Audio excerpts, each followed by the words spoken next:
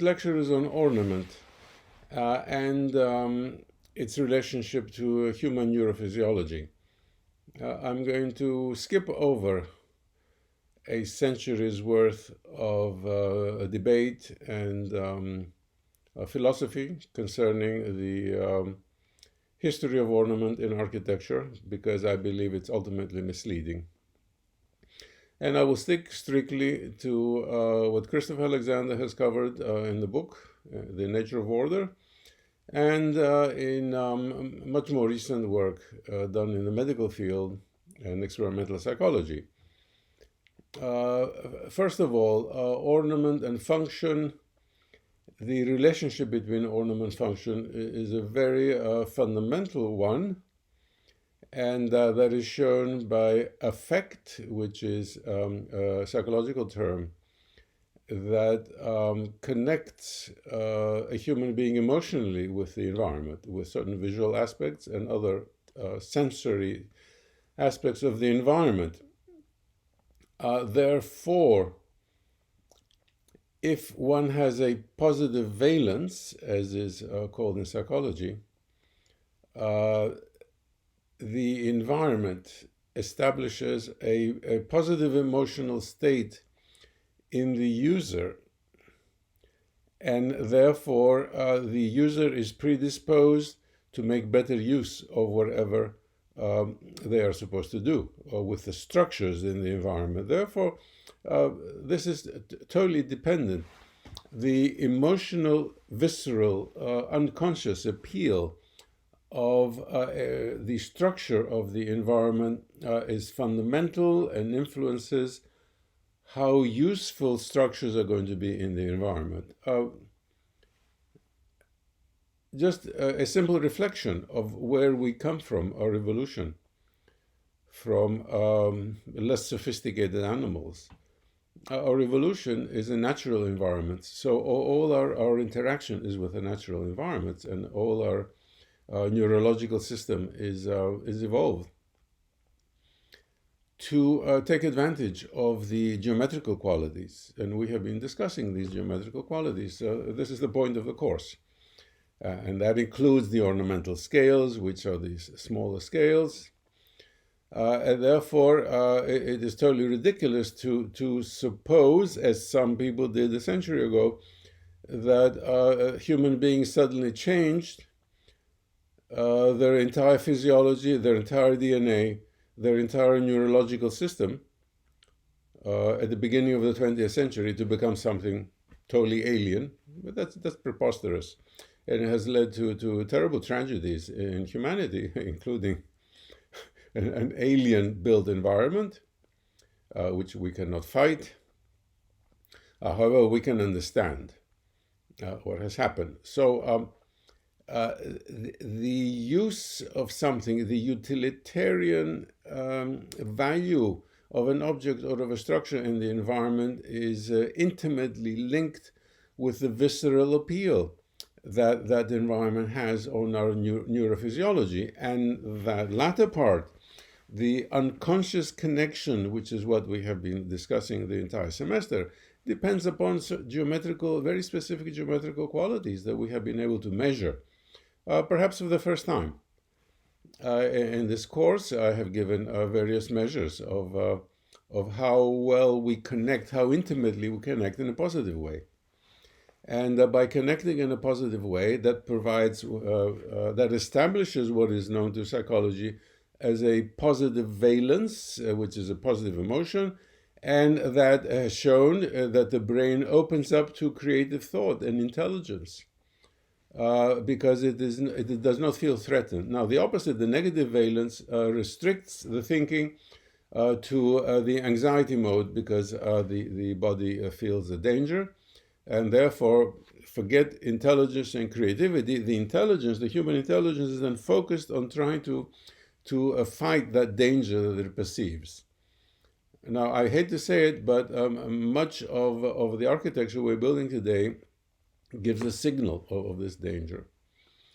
And that therefore we are in a constant state of anxiety. But that's not the point of ornament. Ornament is something that grows out of a structure and a design and helps to establish a subconscious, a positive valence, a positive unconscious connection with the viewer, and that will help any utilitarian function that is offered by this structure. So this totally reverses the absurdity of getting rid of ornament that has occurred in the last century or so, as it also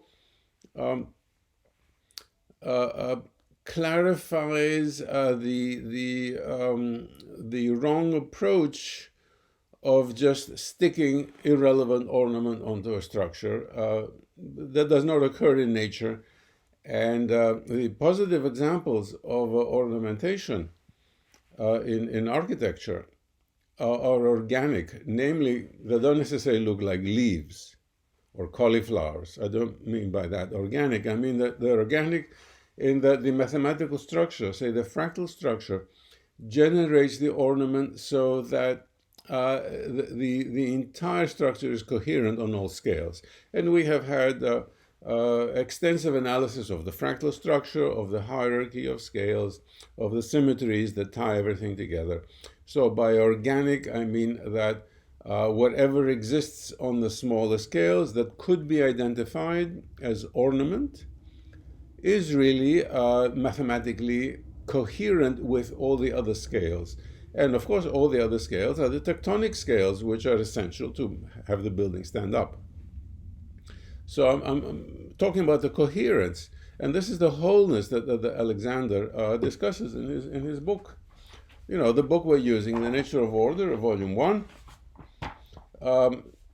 All the components of the built environment that help us to connect in a very strong and positive emotional manner.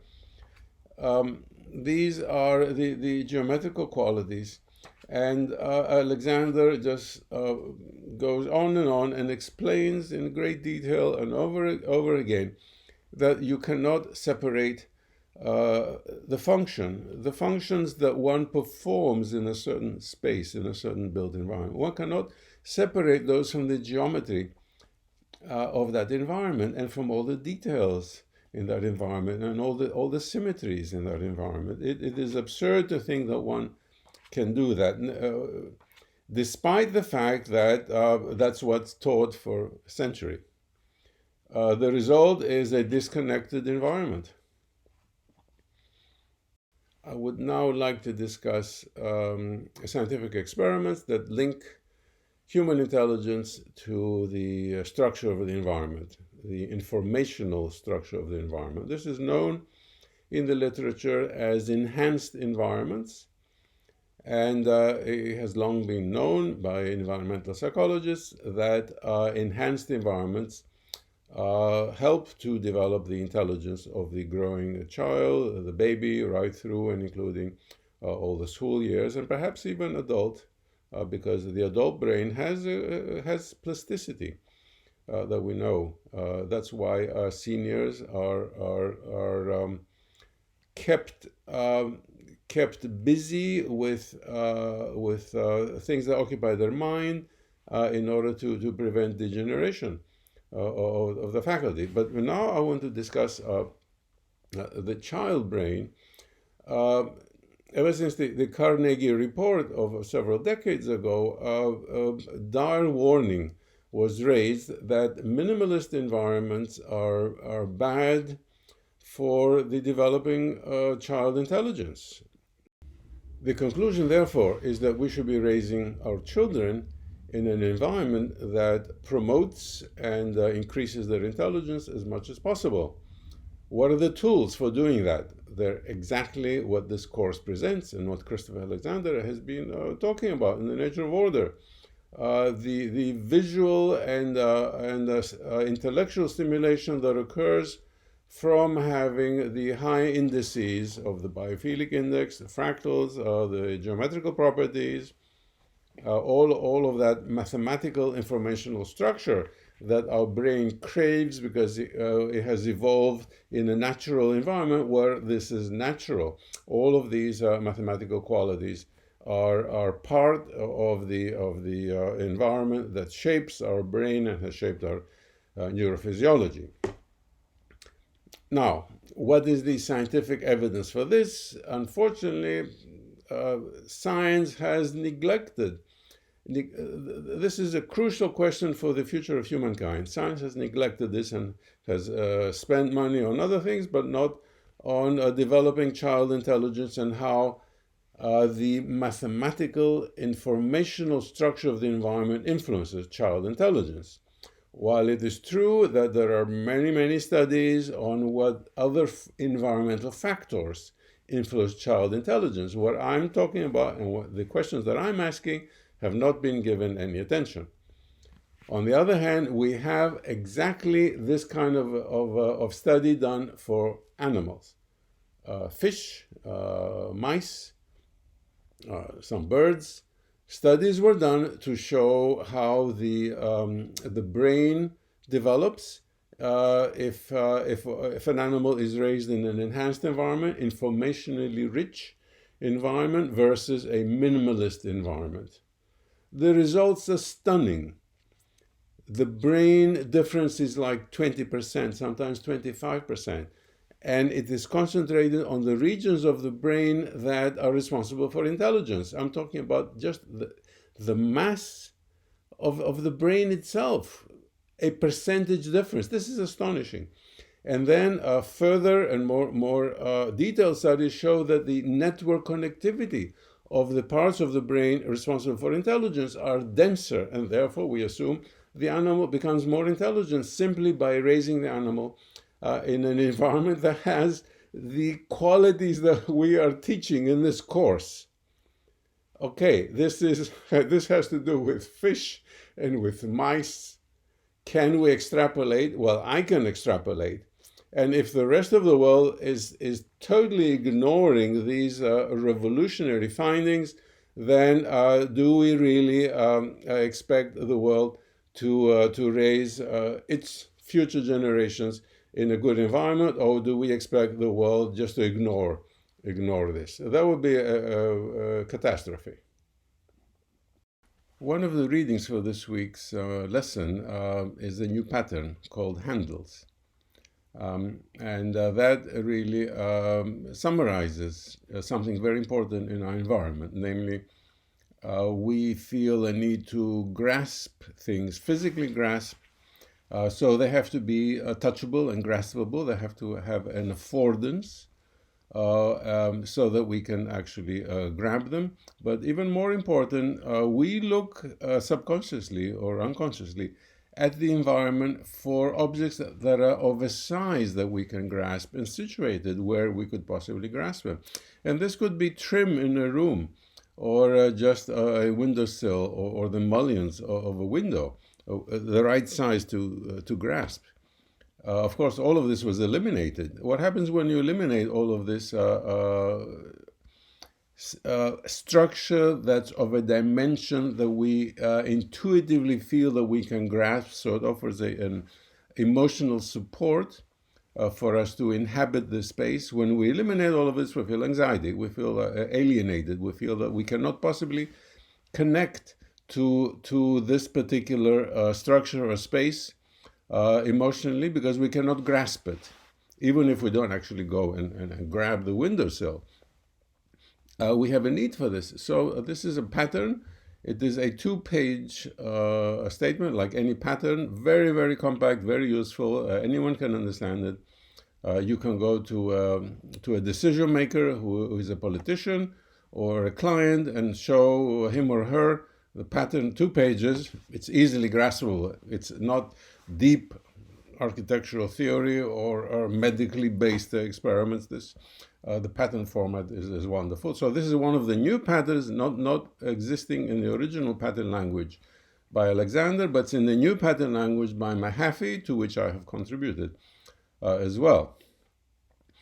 So I would like to now end this lecture by digging up the old slogan, form follows function, which has done so much damage to architectural education for 100 years.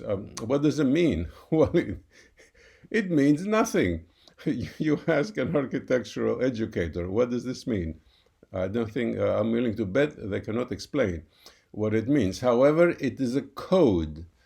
It is a code that tells the student, do not use ornament, do not use symmetries, make this project as plain as possible.